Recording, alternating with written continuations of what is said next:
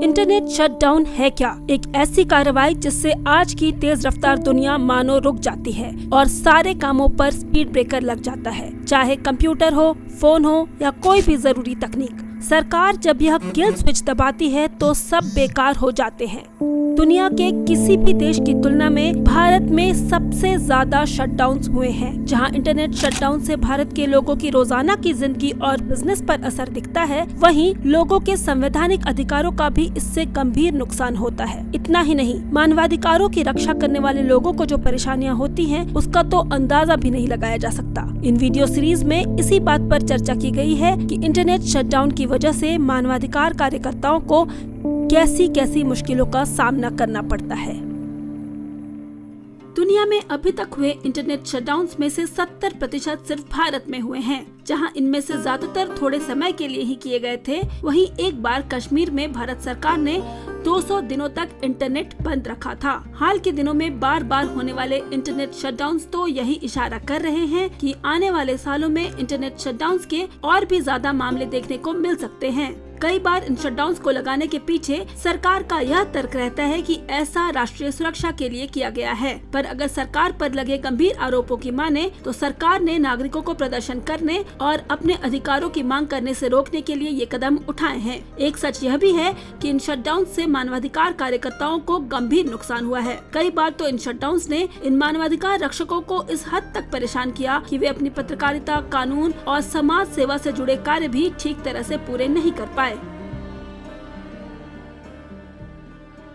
Internet shutdowns ने मानवाधिकारों का बहुत नुकसान किया है। ये शटडाउन्स सरकार का एक ऐसा हथियार बन गए हैं जिनकी मदद से वह अपने खिलाफ उठने वाली आवाजों को दबाती है। वकील और पत्रकार तो इन बार बार होने वाले शटडाउन से नाटकीय रूप से प्रभावित हुए हैं। इंटरनेट के बिना वकील अपने केस फाइल पर रिसर्च तक नहीं कर पाते हैं और कई बार तो उनके लिए अपने मुवक्किलों से बात करना या उन तक पहुंचना भी मुश्किल हो जाता है। इसी वजह से यह कहना गलत नहीं होगा कि इंटरनेट शटडाउन्स प्रतिवादी के फेयर ट्रायल के अधिकारों पर एक प्रहार है। कुछ मामलों में जज कोर्ट डेटा सिस्टम तक एक्सेस नहीं कर पा रहे थे और पत्रकारों को इंटरनेट शटडाउन्स के दौरान हुए मानवाधिकारों के हनन को रिपोर्ट करने के लिए जिन डिजिटल टूल्स की जरूरत थी, उन्हें वे टूल्स नहीं मिल पा रहे थे। इसका मतलब ये हुआ कि कई पीड़ितों की कहानियां उनके साथ ही खत्म हो गई थी। इंटरनेट शटडाउन्स ने मानवाधिकारों का बहुत नुकसान किया है। ये शटडाउन्स सरकार का एक ऐसा हथियार बन गए हैं जिनकी मदद से वह अपने खिलाफ उठने वाली आवाजों को दबाती है। वकील और पत्रकार तो इन बार बार होने वाले शटडाउन से नाटकीय रूप से प्रभावित हुए हैं। इंटरनेट के बिना वकील अपने केस फाइल पर रिसर्च तक नहीं कर पाते हैं और कई बार तो उनके लिए अपने मुवक्किलों से बात करना या उन तक पहुंचना भी मुश्किल हो जाता है। इसी वजह से यह कहना गलत नहीं होगा कि इंटरनेट शटडाउन्स प्रतिवादी के फेयर ट्रायल के अधिकारों पर एक प्रहार हैं।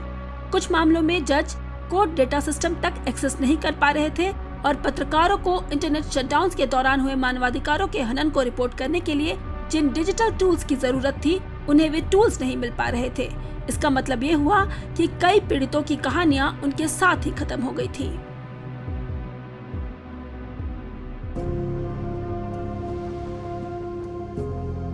दो 2019 में कश्मीर के कर्फ्यू और शटडाउन में लोगों के लिए एक जगह से दूसरी जगह जाना भी आसान नहीं था। इसकी वजह से मानवाधिकार रक्षकों के लिए हालात काफी मुश्किल हो गए थे। खासतौर पर पत्रकार अपना काम बिल्कुल ठीक से नहीं कर पा रहे थे। जानकारी इकट्ठा करना और सशक्त लोगों से उनके किसी फैसले या बयान के बारे में पूछना जैसे बुनियादी काम भी नहीं हो पा रहे थे। कश्मीर में खबर पाने का तब एकमात्र जरिया सरकार थी, जिसकी वजह से लोगों तक प्रेस कॉन्फ्रेंस या सूचना बुलेटिन में पहुंचने वाली खबरों पर सरकार का पूरा नियंत्रण था। पत्रकारों का समय इसी इंतजार में कटता था कि आज सरकार ने किस बात को खबर के तौर पर चुना है।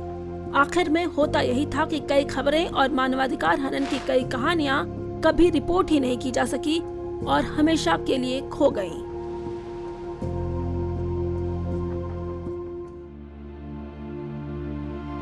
कश्मीर में पले बढ़े लोगों को सिक्योरिटी चेक पॉइंट्स की आदत पड़ जाती है, पर 2019 के अगस्त में कुछ अलग ही हाल था। 5 अगस्त 2019 से प्रेस क्लब पहुंचने में लगने वाले 15 मिनट घंटे भर में बदल गए थे, जिसमें कंटीले तारों और पुलिस के बीच से निकलने की मशक्कत भी शामिल होती थी। कश्मीर के इतिहास में ऐसा पहली बार हुआ था जब पत्रकार ये भी नहीं समझ पा रहे थे कि इस मामले पर रिपोर्ट कैसे करें, क्योंकि इस मामले से जुड़ी खबरें सिर्फ सरकार की तरफ से आ रही थी। इतने अहम खबर के अगले दिन कश्मीर के 55 अखबारों में से सिर्फ 4 अखबार ही इस खबर को छाप पाए। एक जरूरी खबर बस एक कानाफूसी बनकर सिमट गई थी और कश्मीर के लोग अंधेरे में ही रह गए थे।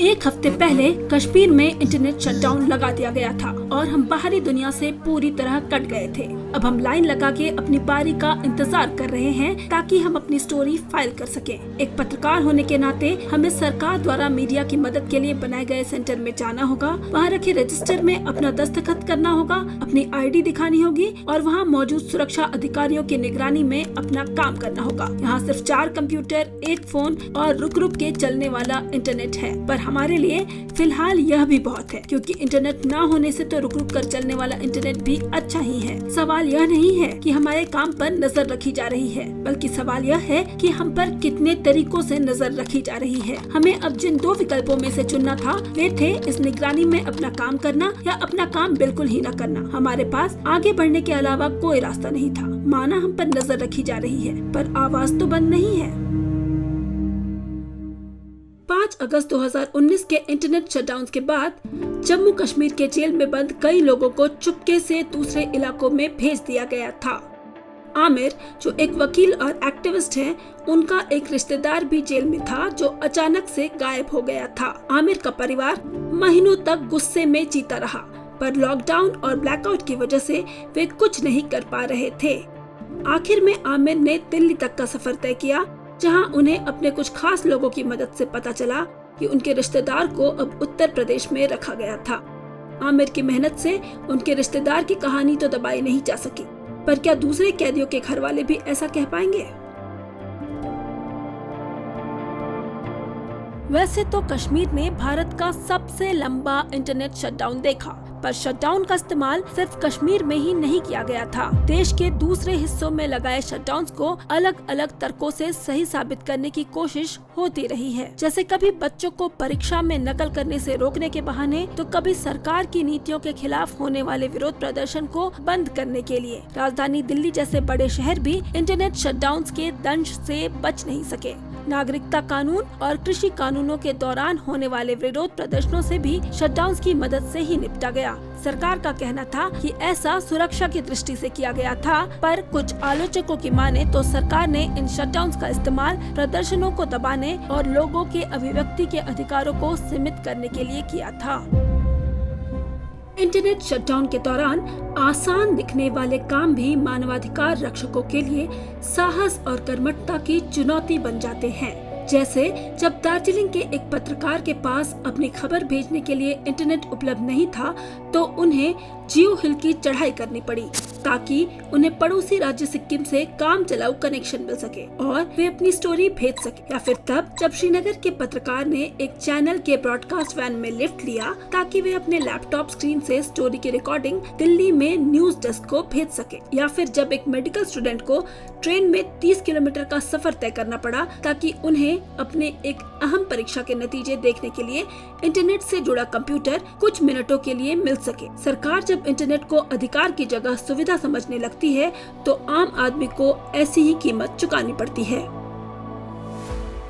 एक पत्रकार के तौर पर अपनी खबर लिखना मेरी सबसे बड़ी जिम्मेदारी होती है और आज मेरी खबर तैयार है, पर इंटरनेट के बिना मेरे लिए सबसे बड़ी चुनौती है इसे अपने संपादक को भेजना। मेरे लिखे हुए शब्द मानो मुझे ताक रहे हों और मेरे मन में यह विचार आ रहा है कि क्या इनका सफर यहीं खत्म हो जाएगा और कोई इन्हें पढ़ नहीं पाएगा। इस परिस्थिति से बचने के लिए मैंने अपनी खबर को पेन ड्राइव में डाला, किसी ऐसे व्यक्ति को ढूंढा जो दिल्ली की हवाई यात्रा कर रहे थे, उन्हें वह पेन ड्राइव दिया, यह सुनिश्चित किया कि मेरी खबर सही हाथों में पहुँचे और इस सब के बीच मेरे साथ थी एक उम्मीद कि सब कुछ बिना गड़बड़ी के हो जाए। जो काम पहले एक क्लिक में हो जाया करता था, उसे अब करने में न जाने हमें कितने पापड़ बेलने पड़ते हैं। पर अच्छी बात यह है कि मेरी खबर अपनी मंजिल तय कर पाई। भारत में इंटरनेट शटडाउन के असर को कम नहीं आंका जा सकता। इनकी मदद से मानवाधिकार रक्षकों के कामों को चुनौतीपूर्ण बनाया गया और विरोध में उठने वाली आवाजों को दबाया गया। वैसे तो कश्मीर में अगस्त 2019 में लगने वाला इंटरनेट शटडाउन इतिहास में सबसे लंबा था, लेकिन यह मुद्दा सिर्फ कश्मीर का नहीं है। भारत के कई राज्यों में शटडाउन का समय समय पर इस्तेमाल किया गया है। कुछ लोगों का मानना है कि इंटरनेट शटडाउन से पैदा होने वाली अनिश्चितता और आशंका एक कोशिश है इंटरनेट को एक ऐसी सुविधा बनाने की जिसे जब चाहे हटाया जा सके। एक डर ये भी है कि बार बार लगाए जाने वाले ये विवादों भरे शटडाउन इस कार्रवाई की साख पर सवाल उठाने की जगह उसे सामान्य न बना दे। ये शटडाउन जितनी जल्दी लगाए जाएंगे उतनी ही सहजता से लोगों को इनकी आदत पड़ जाएगी। इंटरनेट यूजर्स के लिए अच्छा यही होगा कि वे जल्द से जल्द शटडाउन के नुकसान को समझ जाएं, इससे पहले कि उनके जनप्रतिनिधि इसे रोज का खेल बना लें और इंटरनेट शटडाउन पूरे देश में डिजिटल दुनिया का अविवादित सच बनकर रह जाए।